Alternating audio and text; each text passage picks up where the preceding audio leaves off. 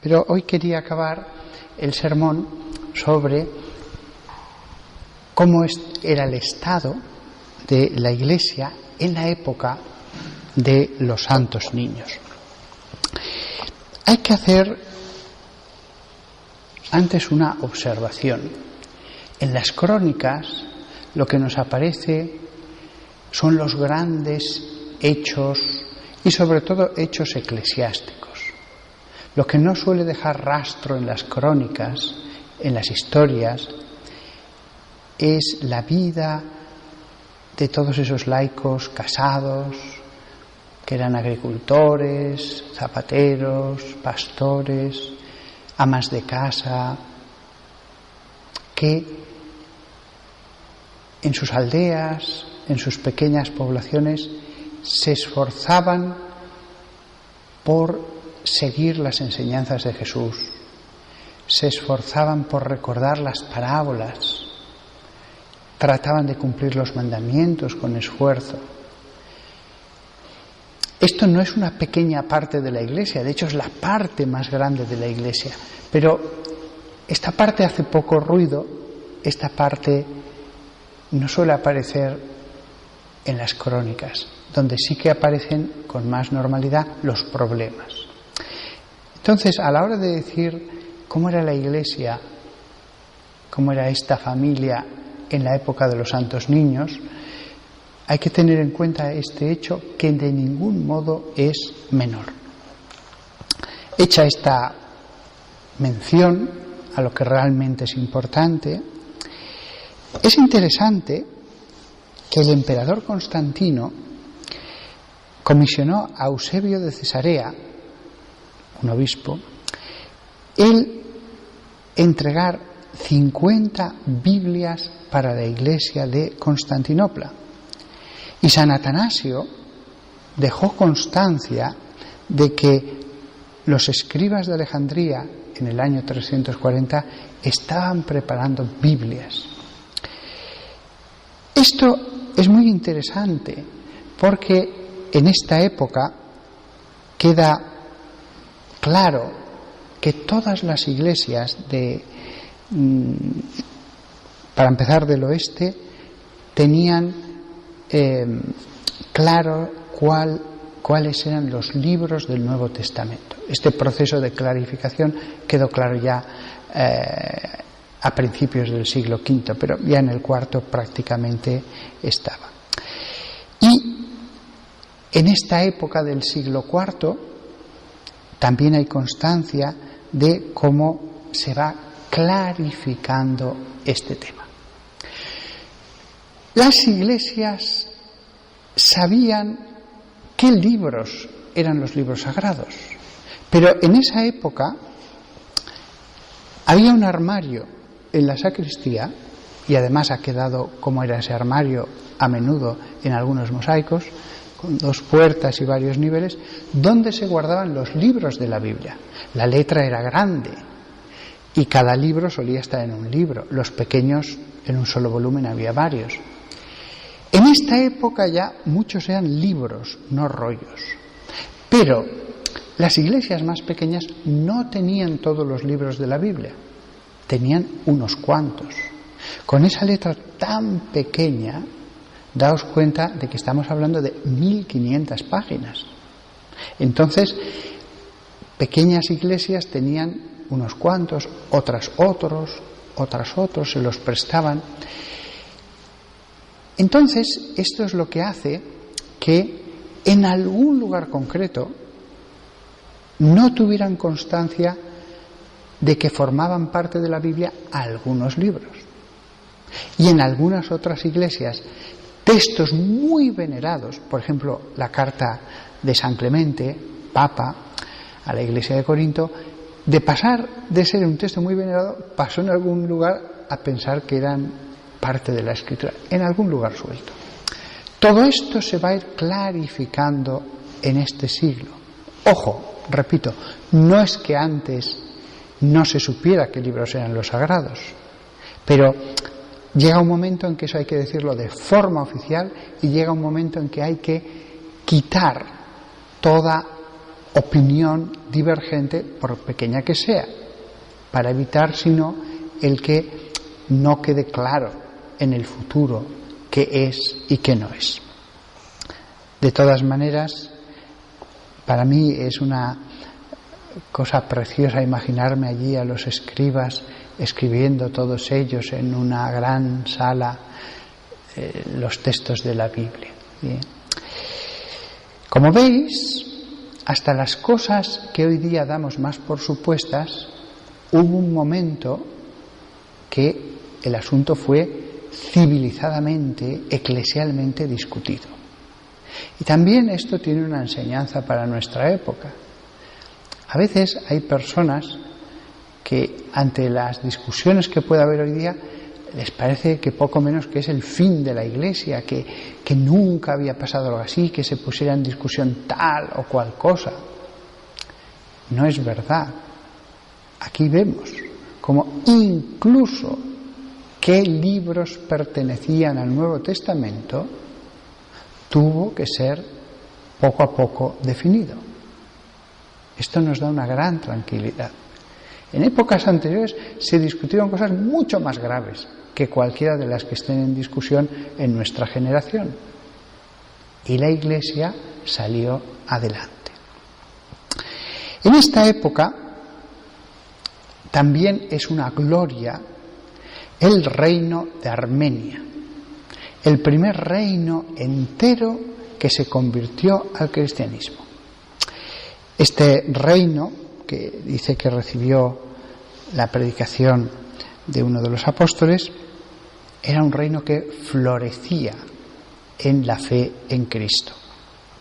Aunque hay que hacer notar que cuando se produjo la cuestión monofisita, empezó a haber algunos teólogos que decían que Cristo tenía una sola naturaleza, no dos. La fe es que es verdadero hombre y verdadero Dios. Pero los monofisitas decían no, la naturaleza humana ha sido absorbida por la divina. Pues bien, este asunto se fue clarificando en diversos concilios. Todos tenían buena voluntad, todos seguían el mismo evangelio, pero esta era una cuestión que no dejaba de tener importancia.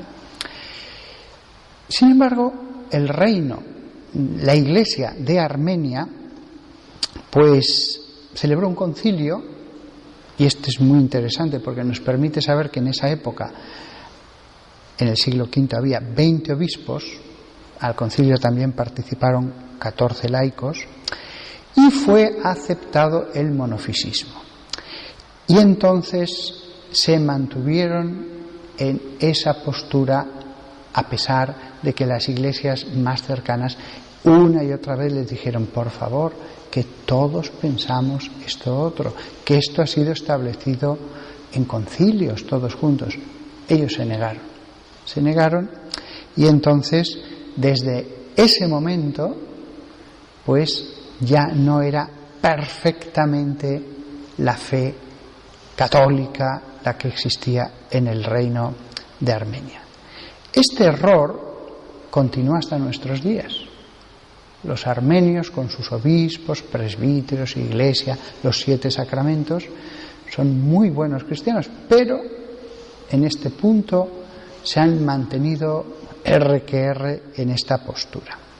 Es una pena que algo que fue tan glorioso, que costó tanto esfuerzo, después los pobres humanos siempre, pues eso, lo humano acaba creando problemas, divisiones, etc. También se ha dicho de paso, ya que he sacado este tema, la iglesia copta, la que hay en Egipto, en esta disputa les pasó lo mismo. Acabaron abrazándose al monofisismo y entonces hasta el día de hoy siguen en esa fe. Es una pena, pero aún así hay que reconocer que son muy buenos cristianos y las relaciones con el Papa son muy buenas, pero no son católicos ni ortodoxos, ni la Iglesia armenia ni la Iglesia copta. En esta época de los santos niños, en el siglo IV, a finales ya, va a haber una evolución desde Constantino, que da libertad a los cristianos, hasta Teodosio I, que va a declarar que la religión oficial va a ser la cristiana. Ese será el último emperador que dominará sobre todo el Imperio Romano. Después ya el imperio se dividirá y eso también tendrá consecuencias posteriores en los asuntos eclesiásticos. En esta época también, siglo IV, se decide dividir a la Iglesia, al imperio, en diócesis. Hasta entonces, cada obispo tenía su sede episcopal en una ciudad y ejercía su influencia sobre las poblaciones y aldeas vecinas. Sin embargo, en esta época ya había suficientes obispos y la organización se había desarrollado lo suficiente para que no simplemente un obispo tuviera un área de influencia, sino que ya todo el territorio se dividiera en diócesis. De hecho, diócesis es una palabra que existía para dividir el imperio en zonas. También en la época de los santos Justo y Pastor comienza tempranísimamente el proceso de cristianización de varios pueblos germánicos. Algunos se mantendrán en el paganismo, pero otros se convertirán al cristianismo. Desgraciadamente, los vándalos, muchos godos, adoptaron la versión arriana.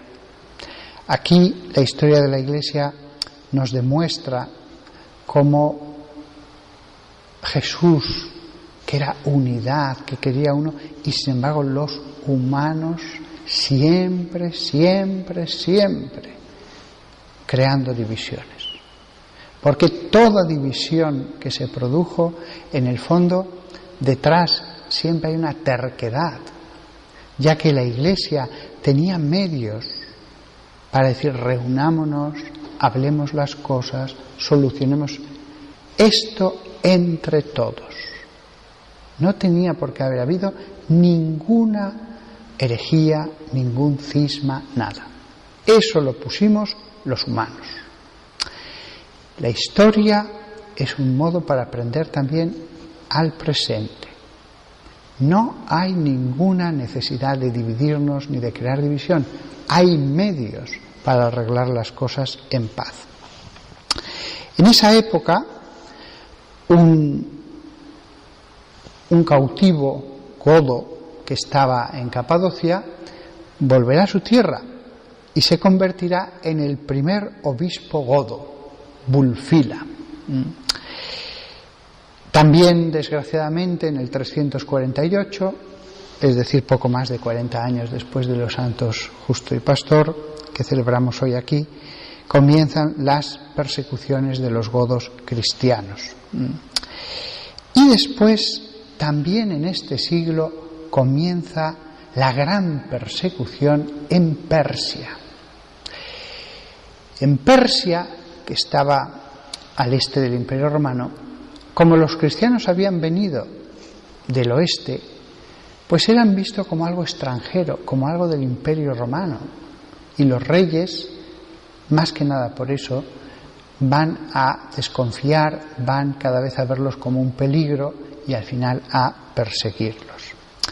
Es una pena, porque si no hubiera sido así, los cristianos podían haber seguido extendiéndose hasta la India y después hacia el norte por toda Asia. Pero las decisiones de unas pocas personas tuvieron grandísimas repercusiones después para toda la historia. Y un hecho muy pequeño, pero que después se va a descubrir que fue muy importante. En este siglo fue cuando la cristiandad penetró en varios puntos de la periferia de la península arábiga. Si hubiera sido mucho más evangelizada esa zona, quizás nunca hubiera aparecido el Islam. Pero no podíamos saber lo que iba a pasar en el futuro. De todas maneras, para concluir, la historia de la Iglesia es apasionante, porque muchas veces vemos la solución de los problemas actuales en las soluciones que hubo en el pasado. Muchas veces vemos que lo que hay algunos que les inquieta, les hace parecer que todo se va a hundir a nivel eclesiástico. Ya sucedió, como dice el libro del Eclesiastés, lo que es ya fue. La historia de la Iglesia es una maestra, y siempre es una maestra de paz, tranquiliza. Los pecados que hay, ya los hubo. Las divisiones que hay, ya las hubo. Pero también, estudiando la historia de la Iglesia, vemos lo que decía en otro sermón, el aspecto sinodal que tiene esta familia. La sinodalidad, el reunirnos entre todos, la unidad, el altísimo concepto que tenemos que tener de la unidad. Con ocasión de estos santos patronos de la ciudad, he dedicado 2 sermones a ver cómo estaba la Iglesia en el siglo IV, pero podría haber hecho lo mismo del siglo I, II, III, V, VIII, XVI. Maravillosa la historia de nuestra familia que podremos ver en la eternidad con todo detalle.